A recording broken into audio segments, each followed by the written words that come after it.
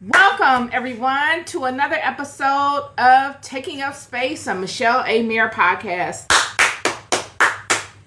Always excited about coming forward, y'all. Today is absolutely no different. A lot of stuff going on today, ain't it? Ain't it? Y'all, today I uploaded some stuff on my Instagram page of an after school special called Hammerlin's Out to Get You. Hammerlin's After You, or something like that. Used to be when I was younger, we would have these after school specials that would come on TV. I know many of you guys know what I'm talking about. These after school specials would come on and they would be just little short movies, TV shows rather. And this one show, Hammerlin's Out After You or Out to Get You, was really, really interesting. You got to Google it. It's an old school movie, but it's really, really good. And it's about a young man who is in middle school. And he goes through the normal changes that most people go through when they're in middle school. He is dealing with bullies. And he's coming of age and he's at that precipice where he finds himself and he needs to establish who he is with himself. I mean, surely amongst his peers, but mostly himself. He's in that young state from childhood or adolescence to adolescence or adolescence to teen years. And it's this bully. His name is Hammerlin. Marv Hammerlin. And Marv is real big. You know, he's stocky, he's tall. And the young man, his name is Benji. Benji is tiny. He's small, short, not real girthy. And because of that, they call him Mouse. And Benji, Mouse, sees this thing on the wall at school, and it reminds him of Hammerlin. He sees something.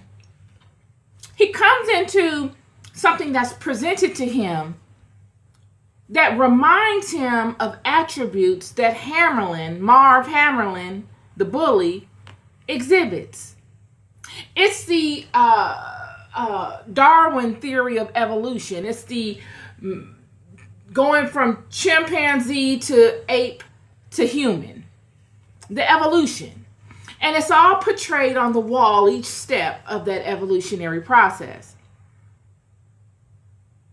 And a spirit comes upon Benji, aka Mouse. And it says, this sure does remind me of Marv Hammerlin. And he writes under what he legitimately believes looks like Marv Hammerlin's lookalike, which is an evolved ape man, Marv Hammerlin's name. And after he writes it, Marv Hammerlin walks up and sees him. Marv doesn't know that Benji wrote it. He just connects Benji with being right next to this writing on the wall. And then time goes by and you can feel the friction. And long story short, they have this face-to-face where Marv and his friend Peaches, they always side to side. Where one is, the other is. Marv and Peaches connect with Benji, aka Mouse. And Marv says, I'm going to beat you up after school. Now, Benji is afraid. He immediately leaves school and he goes home. And he tells the nurse he's sick. The nurse sends him home. And he connects with his buddy. He says, man, what happened? Why weren't you at school? He said, I was sick. And he finds out what happened. He says, Marv was looking for you and all this kind of stuff. Long story short, Benji gets to a point where he knows he can't run from Marv any longer. Benji gets to a place in his life, like many of us do, where he says, I'm just going to have to deal with the consequences of this. Whatever comes from it, I'm going to have to face it. Because I am not designed to live in fear or to run around hiding. Sure, Marv Hammerlin is larger than me. Sure, if he put his hands on me, he could do a number on me. But there must be life beyond that. There must be something beyond that. And I need to get to that. I need to get to that place that is beyond that. And he has this moment in his kitchen where he realizes this. He's saying, I've been avoiding Marv. I've been neglecting the joy in my life because of Marv. I've had Marv's shadow with me everywhere I've gone since I've come into the knowledge that Marv wants a confrontation with me. And maybe the way that I'm going about this is wrong. Surely I don't want to have a confrontation with Marv. I want us to be able to talk it out, but Marv is not a talker. This is not a situation where I can actually sit down and talk to Marv. You ever been there where someone that you have a situation with is not mature enough?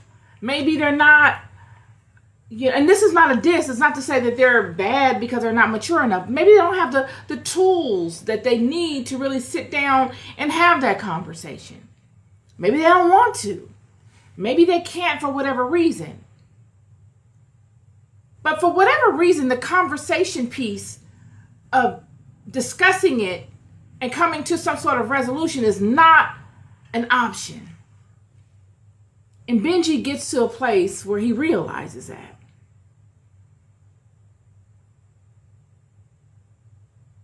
And now, he also realizes that he can't continue to avoid Marv Hammerlin.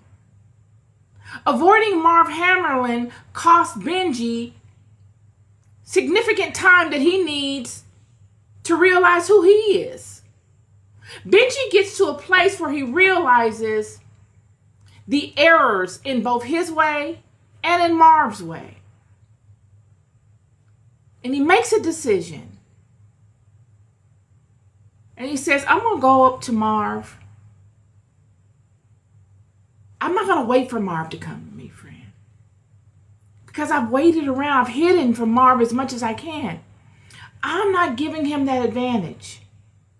Benji is saying, I'm going to do like David did, like we discussed yesterday.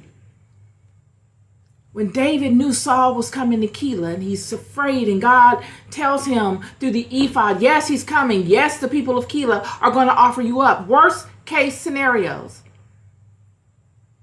All bad. And Benji, like David, takes it upon himself to not give Marv Hammerlin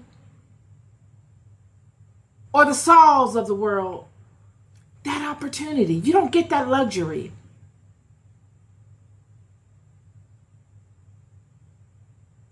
And Benji takes it upon himself to go confront Marv. Benji lays it all on the line. All that he was hiding from and hoping would go away but never went away, only got worse and more of an inconvenience for Benji to move beyond it. Benji decides he will take it upon himself to rectify the situation. He will go seek Marv Hammerlin. And that's what he does. And he goes on this excursion throughout the community with his little LA Dodgers hat on. And he goes and he goes throughout Marv's stomping ground. All the areas he would avoid. All the areas that he never felt worthy of going into even before this situation with Marv. And he asked, is Marv here? Marv here? And everybody's like, Marv isn't here. Are you looking for Marv? Now the people are looking at it like, wow, Benji is looking for Marv. Marv isn't hunting Benji. Benji is looking for Marv. And he finds Marv with peaches.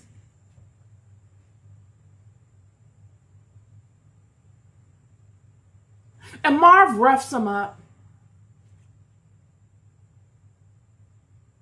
Yet afterward,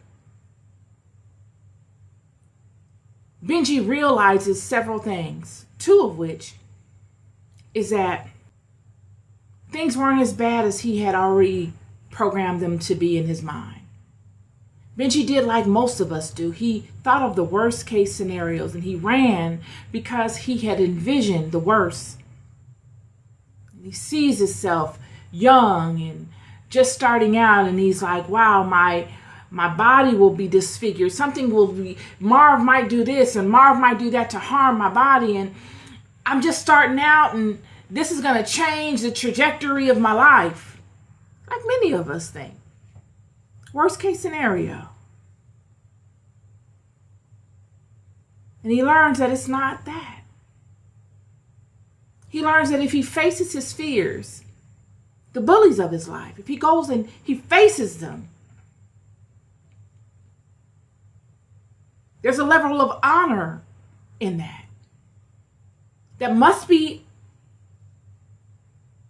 seen and acknowledged.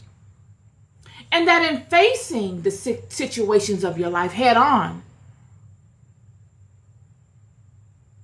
it builds your self-confidence.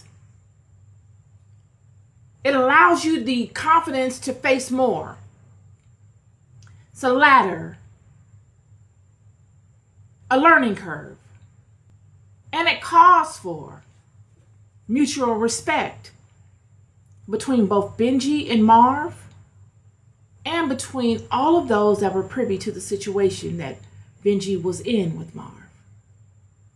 It was a win-win for Benji. And I got to thinking about that. You know, I brought that up because I have found myself in situations such as that in life. I have. The bullies of life. From the time I was a little girl all the way up till now as an adult, there have been monumental bullies in my life that I've had to face. From misunderstandings, from natural occurrences. A lot of times the bullies I faced in my life, friend, were just because they could. There were other bullies in my life that came because of decisions that I made that weren't received in the spirit in which I made this decision. All of which were tremendous learning curves for me.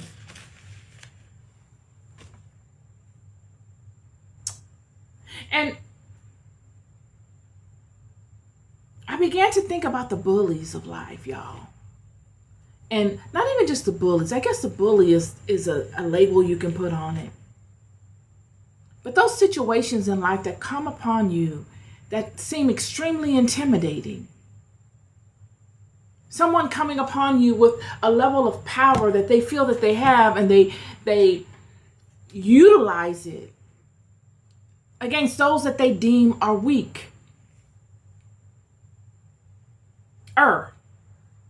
than them.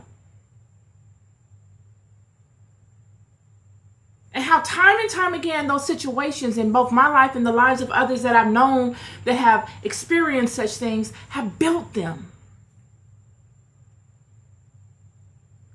How God will use them as stepping stones to build those people, both you and myself and others, up into something greater. It would teach those that we call bullies lessons. And it would teach those that were so-called being bullied lessons as well. Everybody learned something. You see, the bully has a story to tell as well. From the bully's eye, Marv Hammerlin could have looked at Benji as the aggressor. Even though he overreacted and probably didn't understand the spirit in which Benji wrote Marv's name on the wall, Marv's feelings were hurt. Could have invoked a feeling from some unresolved trauma, some underlying issue that Marv was wrestling with and hadn't come to terms with. And because of that, he overreacts to Benji. And in that, we can give Marv a pass. We can understand. And I think that's why Benji allowed himself to go and look for Marv and allow Marv to handle him in whatever method he chose, because Benji could acknowledge his part in the situation. But the problem comes is if there was a pattern to this, in which there was with Marv Hammerlin. If you watch the movie, you'll see that Marv Hammerlin was a bully everybody knew of. He would bully all kinds of people, do all kind of mean stuff to people, alter their look at an early age. And this is what provoked such fear in Benji. And I thought about that. And I began to think about how in life there are people in life that make a normal occurrence of such things, all because they can, or all because they need to. When we look at the story of Sodom and Gommorrah, in the Judeo-Christian Bible, the story of Sodom and Gommorrah is not as detailed as it is in the Apocrypha. The story of Sodom and Gomorrah in the Apocrypha is a very detailed story. I don't have no notes today. I'm just going off the top of my head, so I'm just going to lead y'all on a little journey. The story of Sodom and Gomorrah in the Apocrypha paints a picture of the environment. It was a very carefree environment. The residents of Sodom and Gomorrah lived by a particular code that nobody else knew of outside of the residents of Sodom and Gomorrah. You see, Sodom and Gomorrah was situated in an area that most people would not need to travel to. It was out of the way. But if you were traveling that road that leads you to Sodom and Gomorrah and past it, you were going to specific destinations that many people would not need to go to. So if you ever stopped into Sodom and Gomorrah and you began resting there, it wasn't like there was someone around you that gave you a heads up of the things that were going on in Sodom and Gomorrah. There wasn't a rumor mill of Sodom and Gomorrah. Nobody really knew of it, because whenever you stopped in Sodom and Gomorrah and rested in there, it was highly unlikely that you ever left. Highly unlikely. If you ever went in Sodom and Gomorrah and were welcomed by the citizens of Sodom and Gomorrah, and if the citizens of Sodom and Gomorrah ever interacted with you, either you were converted to a citizen of Sodom and Gomorrah and you stayed there, or you were offended and you decided you were going to leave, even if you weren't looking to stay there. Even if you were just passing by and needed to spend the night, the behavior patterns, the strange rules and regulations and philosophies that the people in Sodom and Gomorrah honored were so outrageous and so out of alignment with the normal patterns in which mankind is established by, that you would be repelled by it or you would be sold on it. It was no in between. And if you were repelled by it, it overtook you. How? When you go into Sodom and Gommorrah, you spend the night. They'll welcome you in and they're kind. The story in the Apocrypha says that a gentleman went into Sodom and Gomorrah and was welcomed, and everyone was warm and welcoming. The man of the house sat up with him all night. They're up there drinking and laughing and talking. The next morning, they're at breakfast, eating. They begin doing man stuff, working on things that men like. They begin drinking again, talking, laughing all into the night. Then the next night, he spends the night, gets up, and he says, I gotta go. And the man says, no, just stay one more night. We're having a good time. He's like, yeah, this is a great time. It was a beautiful place. He spends the night. Next day he gets up, he says, I'm ready to go.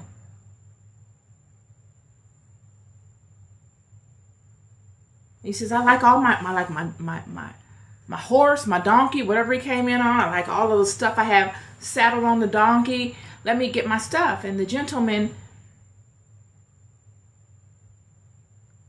responds, oh yeah, that dream you had, that dream meant that this, that, and the other is going to happen. And the gentleman's like, well, I didn't ask you about no dream, friend. I need my saddle.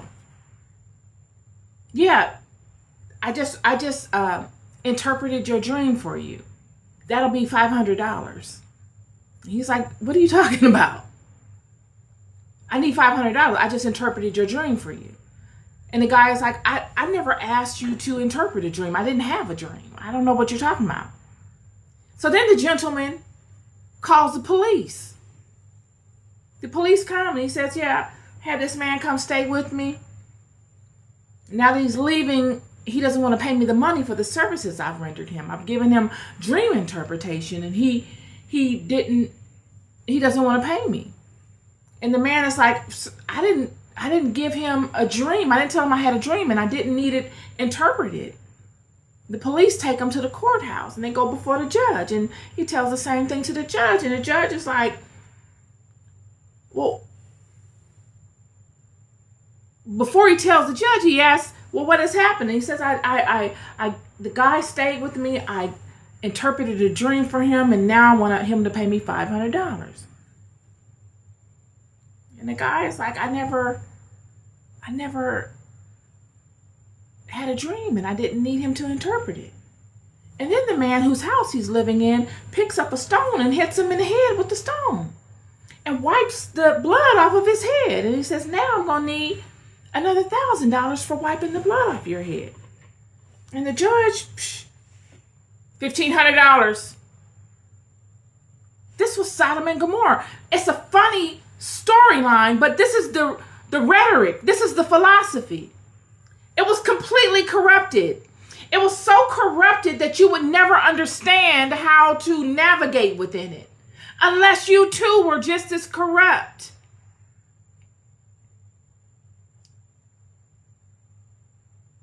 And Lot, Abram's brother, is at Sodom and Gomorrah. Nobody knows about Sodom and Gomorrah. It's an insider kind of thing. Lot is there. Lot knows. And Lot must be in alignment with it. Or else he would have been repelled by it. And then two angels of God come unto Lot in Sodom and Gomorrah. And Lot welcomes them in and he creates a feast for them. And they're relaxing with Lot in Sodom and Gomorrah. And then the man of Sodom and Gomorrah come knocking on the door, demanding the two angels.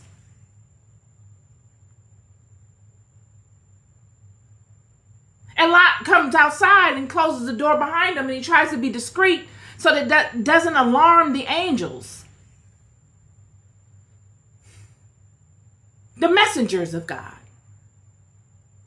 These angels of God that have come to Sodom and Gommorrah and that are sitting with Lot look like me and you.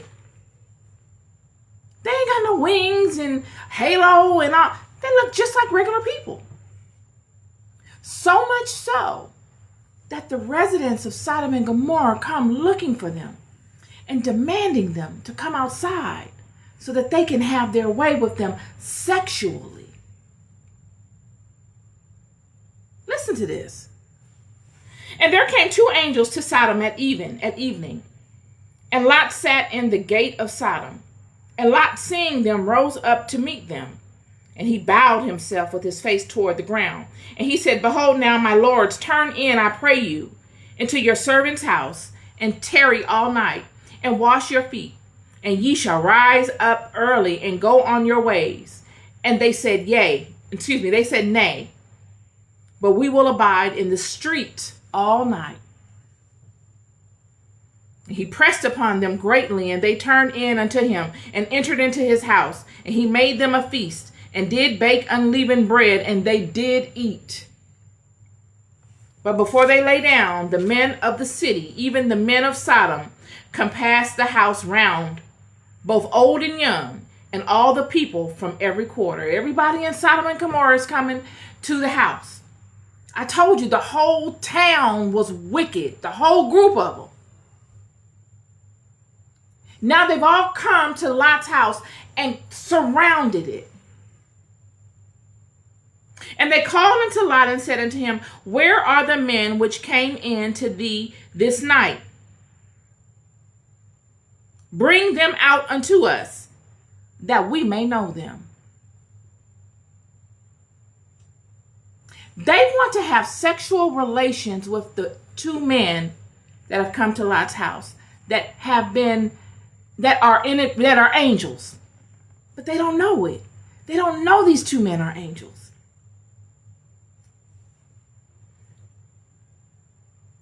And Lot went out at the door unto them, and shut the door after him, and said, I pray you, brethren, do not so wickedly. Don't be so wicked, friend. Everybody calm down. I pray you, please don't be so wicked. Behold, now I have two daughters, which have not known man. Let me, I pray you, bring them out unto you, and do ye to them as is good in your eyes. Only unto these men do nothing, for therefore came they under the shadow of my roof. Lot is saying, friend, I will give you whatever you want as long as you don't do any harm to these people. Lot knows the anointing over his life. These men don't know it. Friend, if Lot would have explained the anointing over his life, they wouldn't have believed him anyway. That's the thing with an anointing. You don't walk around with a sign, anointed. Let me get anointed on my neck. Get anointed there. I'm going to get anointed right here. Anointed. Anointed.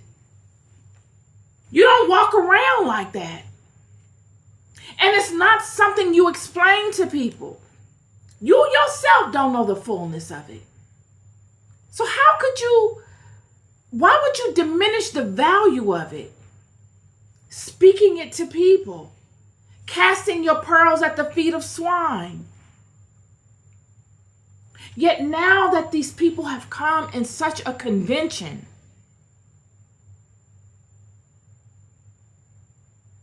all the men of Sodom, all the men that have agreed to be a part of this city have come in unison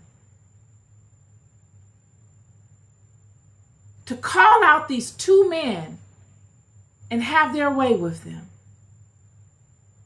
You can't tell me that the whole group of men wanted to have their way with these two men. But because they were joined together in this city, all of them had to be in agreement. When one showed up, all of them had to show up. Even if they didn't want to. Even if they didn't show any interest in partaking of the activity, they had to show up and support. That is what the Bible is conveying. And Lot is telling them, I pray that you don't do this to yourself. Don't do this. I can't tell you the magnitude of this because I truly don't know it myself, but don't do this. Here, take my virgin daughters. Behold, I have 2 daughters which have not known man. Let me, I pray you, bring them out unto you, and do ye to them as is good in your eyes.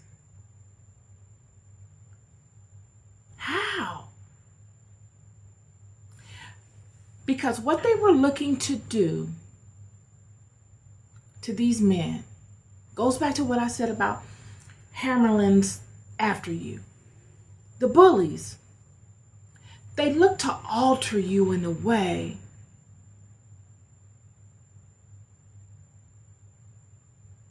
that is irreparable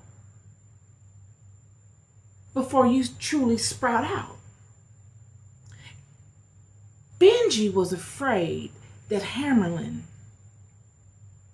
was going to alter him in his youth, and that would be that day that he went to confront Hammerlin would be the last time that he was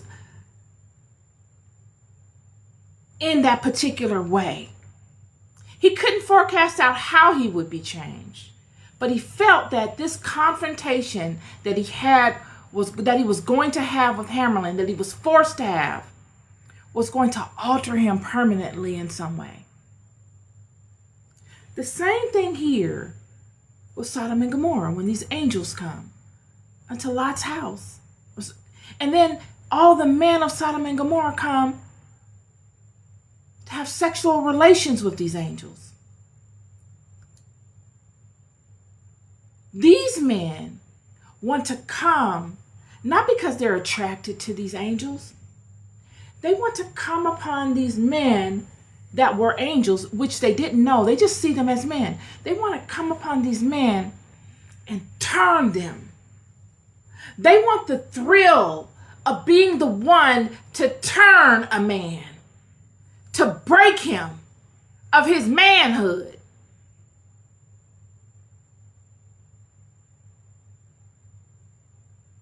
And this is why Lot says, don't do this. Take my daughters. Because the women are built for such things. Surely, it's a horrific thing. They're in a situation where backs are against the wall. It's a serious situation. And Lot says, take the daughters. They're built for such. Such an interaction they are built with. They are built to have. But this man is not built for that.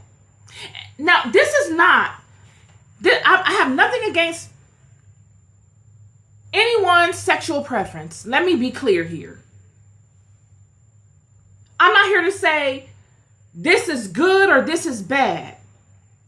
What I have something against is someone forcing themselves upon another person.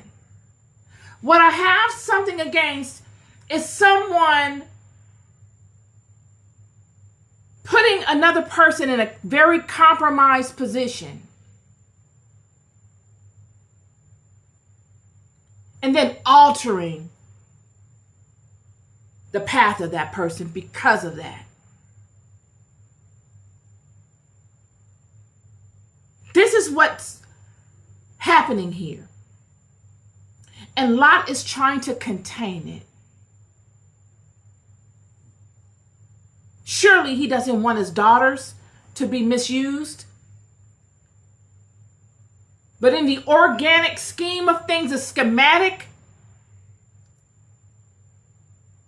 it could be accepted. The women through God will go on and heal in a certain way, in a more holistic way than a man would.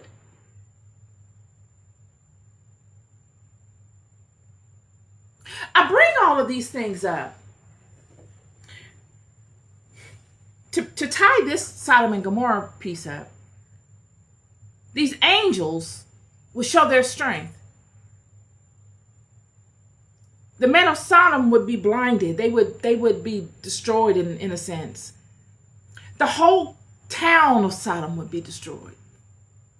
And this will be the precursor. The bullies, thinking that they can bully, will cause all of them,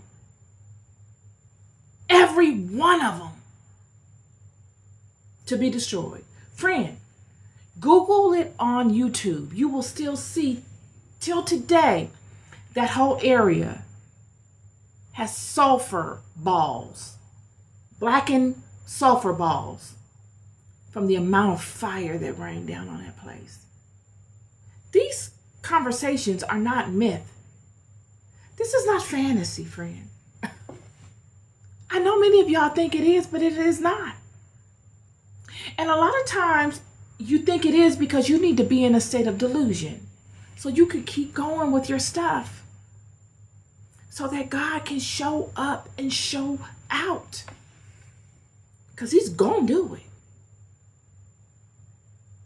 I look at things on social media, social media. I see the whole Keefe D trial today. I was listening to it. I thought, darn. All of those people that did all of that stuff, what good did it do for you? You talk about 5 minutes of fame. It caused more harm than good to all of them.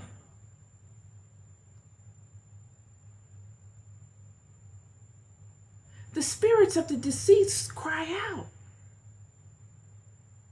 They demand justice. Whether you believe that they can or that they do or not, all you got to do is look around. All in the same lifetime.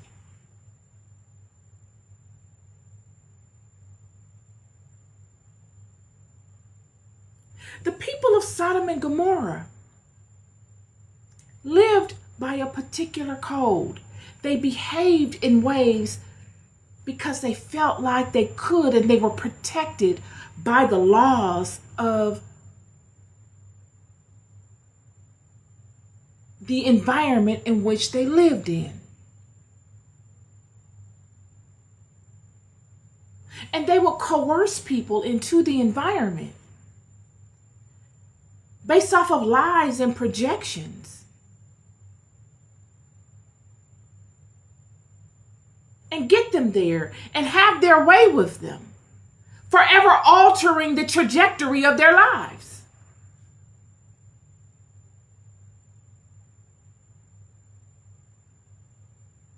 We see this all over social media even today. These dynamics at play. People being forced to compromise just to offer up their innate gifts.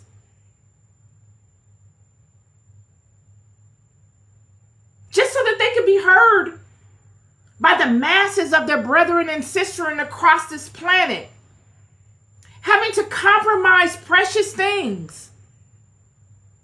Being welcomed into environments by smiles and what looks like camaraderie. Only to be tricked and to wake up broken, infected by people that smiled at them and befriended them hours earlier. All in the name of what they consider excellence. But it's nothing but wickedness and debauchery. Come on now. Wickedness, deep levels of wickedness. By people burdened down with sins. Burdened down, laden with sins. Laden so deeply with sins that they force them to behave and move in ways that they know that they shouldn't, against innocent people. because of the fear that comes from them ever having to answer for their sins that they decided to wallow in. Timothy chapter 3. This know also that in the last days perilous times shall come. Men shall be lovers of their own selves, covetous, boasters, proud, blasphemers, disobedient to parents, unthankful, unholy, without natural affection, no compassion, truce breakers, false accusers, incontinent, fierce, despisers of those that are good. Hallelujah. Holler if you hear me. Traitors, heady, high-minded, lovers of pleasures more than lovers of God. I can't say it enough. Having a form of godliness, but denying the power thereof. Not taking it the full extent, because to take it the full extent and to stand in the power means that it alters your ways. It alters your output. And they don't want that. From such turn away. For of this sort are they which creep into houses and leave captive silly women, laden with sins, led away with divers lusts, ever learning and never able to come to the knowledge of truth. How many? How many? Silly women,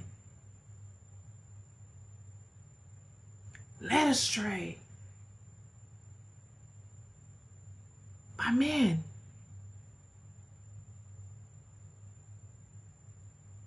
Ungodly vessels.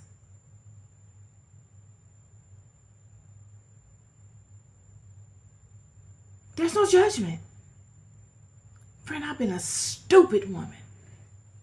Silly is not even a strong enough word. I was dumb.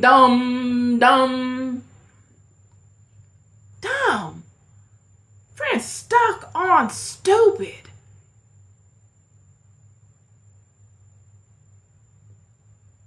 Been there.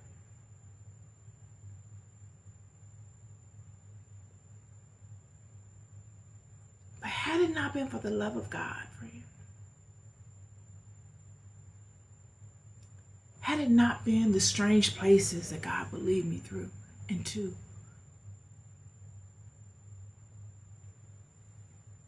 and had it not been the God within me, friend, I'm telling you, friend, where would I be?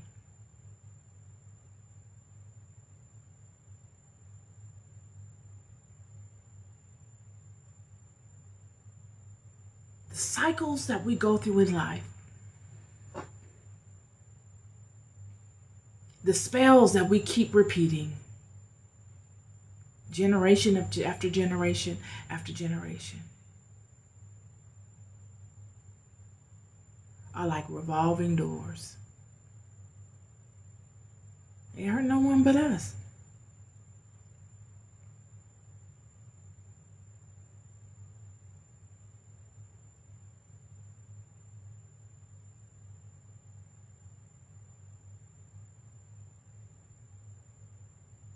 But God says the solution will be what?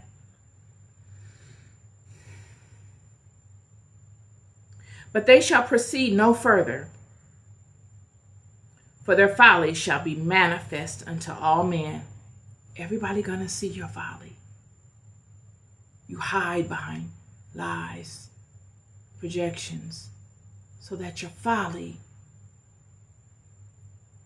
doesn't show itself. But God says, they shall proceed no further, for their folly shall be manifest unto all men, as theirs also was. as you've shown others, and you've created all of these campaigns to smear people just so that you can look good, you will partake of such. You have written the script for your own storyline, your own personal debut. Welcome to the stage. I want to see what you got. I'm all eyes.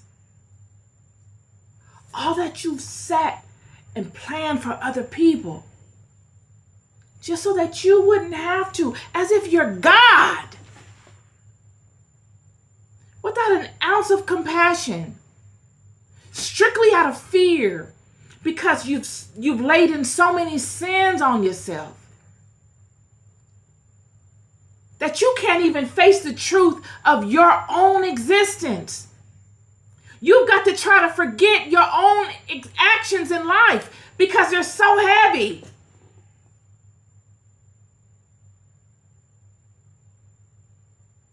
But you use other people as a mule, people that don't even know you.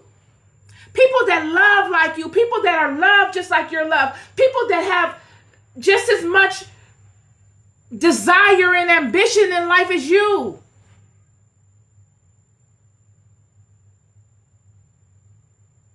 The people of Sodom and Gommorrah would use people, honest, good people, to fuel their economy by way of wickedness. They were made comfortable out of doing wickedness to other people, premeditatively, breaking men. They got joy out of it. The worst thing you can do in your creation. That is a deplorable sin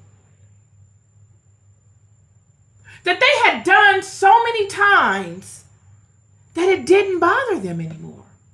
It became normal. These people are high-minded. They think that they are the greatest. The people of Sodom and Gommorrah. Read it in the Apocrypha. Tell me where I'm not telling the truth. They were living in their own world.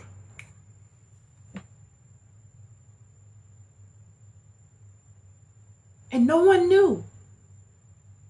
Yet if you ever got caught up in it, you either had to convert to it or it was the end of you. They took it upon themselves to alter innocent people's lives for personal interests. Friend, they had so many people that they did wickedness to. You couldn't count it. The whole system was built off of such wickedness. And God would destroy it all. So much so that there is still sulfur, remains of sulfur, burnt pieces of sulfur balls that fell from the sky everywhere in that region today. Millions of them.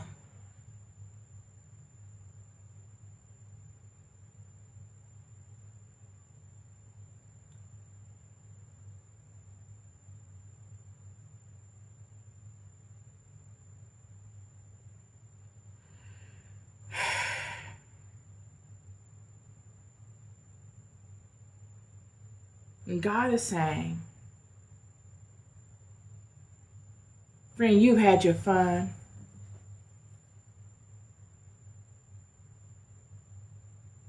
You've been able to do it how you want to do it.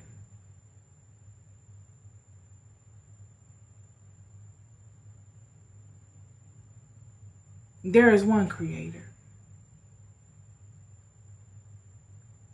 And surely he has designated managers beneath him. God has. Such as two of these angels that came unto Lot. Messengers. Look just like me and you. That's why the people of Sodom and Gommorrah were so drawn to them. You want to know, what is it about? Why these two men? Something about them.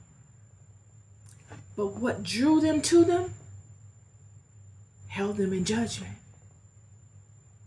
It would be that that's why these two men wanted to sleep in the street. Before, when Lot asked them to come and sleep in the house, he said, no, we're going to sleep out here. They were like magnets to the people. Innately, God would establish it to be that way, so that the people could show their truest intentions to these two men, so that they could be judged appropriately.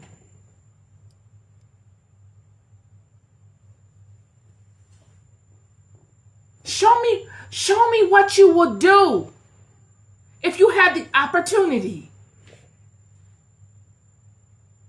Here I am. We're out here in the street. And what happens? Lot convinces them to come into the house.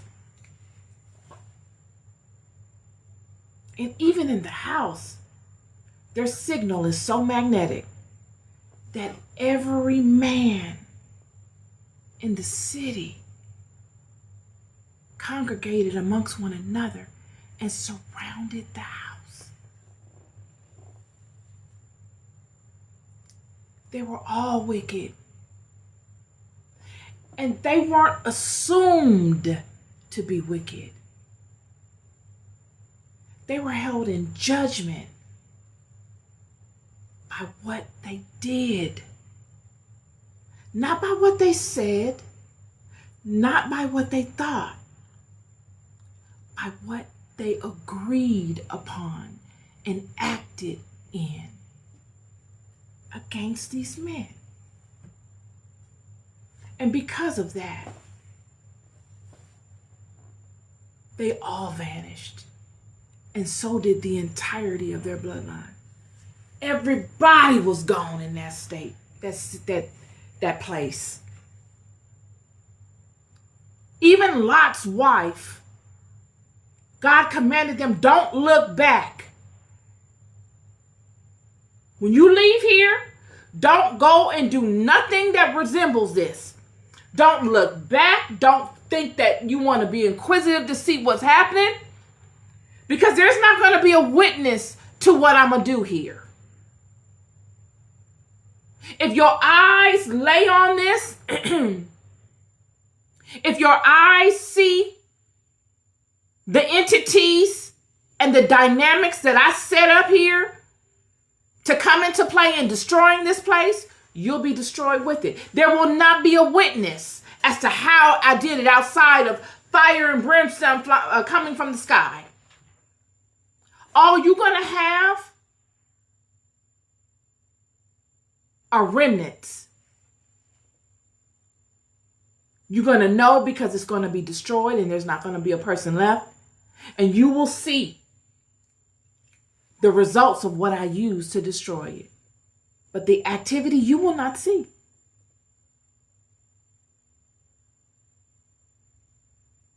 Even though this is not strange, this was something that happened often. When we look across this planet and we see these petroglyphs and all these rock-looking figures, it is said that there was something, and I don't want to get into that in this conversation, that if you looked at it, it froze you.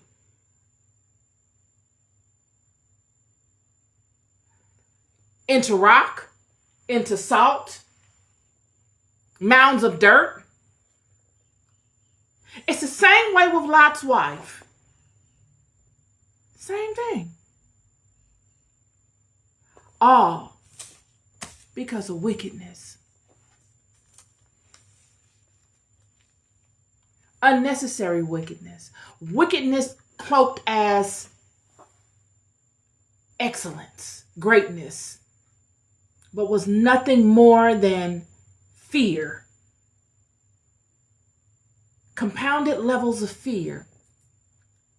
There are people in life that are walking with compounded levels of fear upon them because of things that they have done, just so that they don't have to own their actions.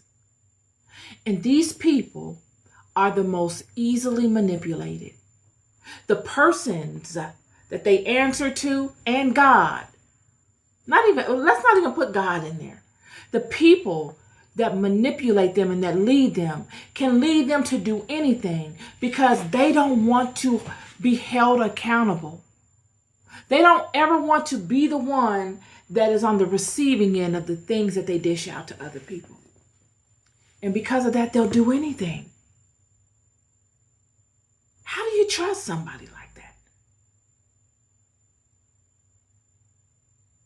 How?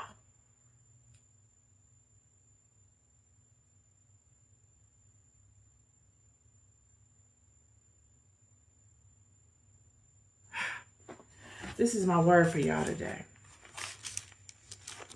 This is my word for you. All of this came from me looking at that trial today. I lived through that time. That was my youth. I might not know the details of that. I don't know any of those people.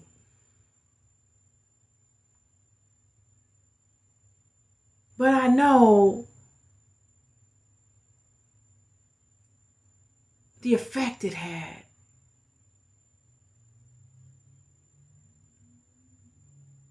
Those actions.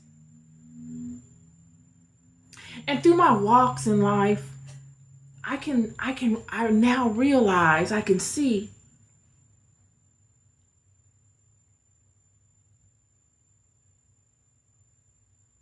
I can empathize to how people could feel.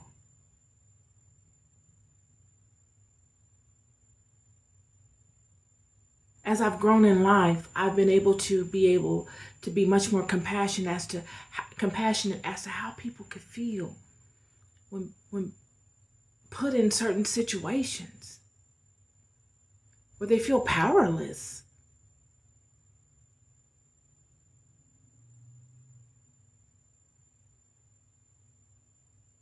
And then to see within the same lifetime how everybody will be held accountable. How no one will get away with anything. 5 minutes of fame.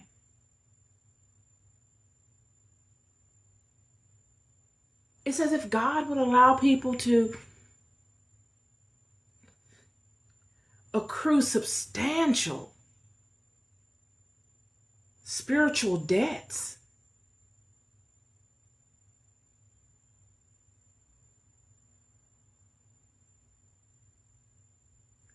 It does. It seems like God would allow them to keep levels of stability just so that they could accrue substantial spiritual debts.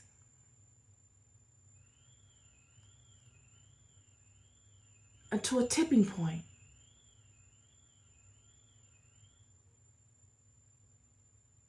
Until the scales are tipped. And all of those debts are just like, boop.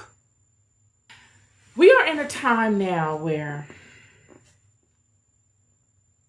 people need substance, y'all. I know you feel it. The 70s and 60s, 70s, 80s, 90s. I'm not even going to say 60s. Let's just say the 70s. Because the 60s, people were still doing, I'm going to say the 70s. The 70s, 80s, 90s, 2000s, up till now. Everybody's chasing that dream. You could come to the neighborhood and show off and pull up and you got your mink coats and your beautiful women and your car and all that kind of stuff. And not to say that that's not valued today. It is. But not as much. It's not that big of a deal like it was. Because there's not a lot of substance. You see, if there was a lot of substance in comparison or even in addition to a lot of the materialization, I could see it. But because the substance has dwindled down,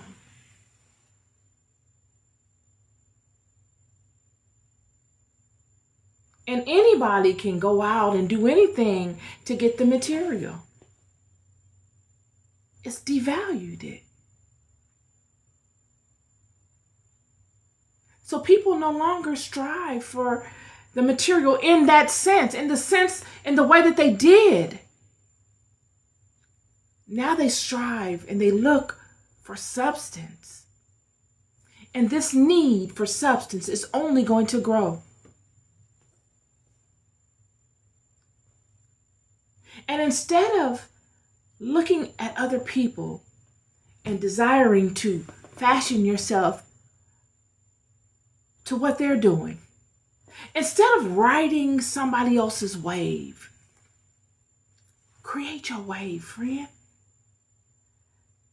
This is the time for you to create your wave. Not try to repurpose or re-engineer somebody else's. Because what happens is, this is what I'm seeing also, a lot of re-engineering or reimagining or copying or looking to be a substitute to something else somebody else is doing by mimicking. Because you know that works. But you mimicking takes it no further than just that. That will get old. Because you don't have the spirit to keep providing it nourishment.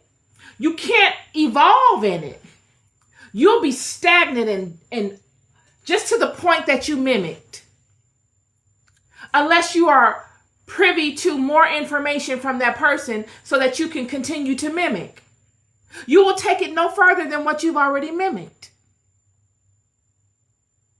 So why not flex?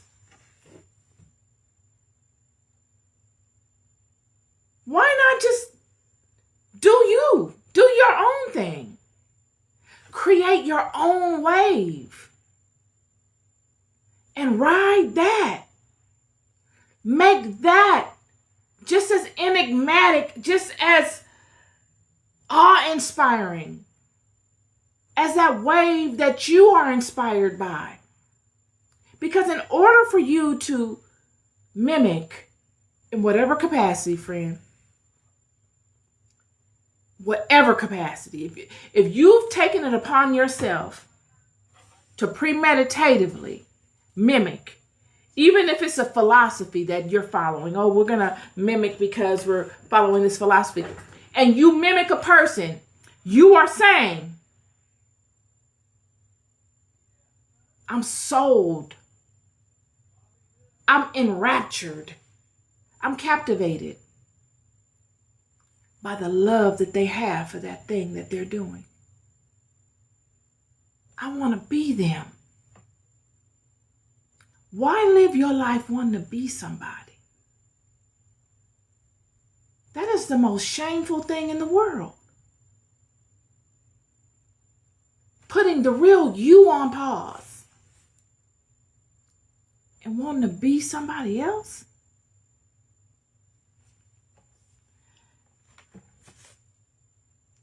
As if you're not worthy. You have made that person your God, friend. You are a walking altar, paying homage and praise to that person. You are giving that person all of your energy, whether you realize it or not. Why not? Turn that around and fuel you. Let your energy sustain you.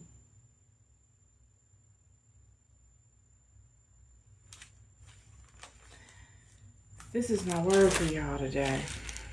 I know.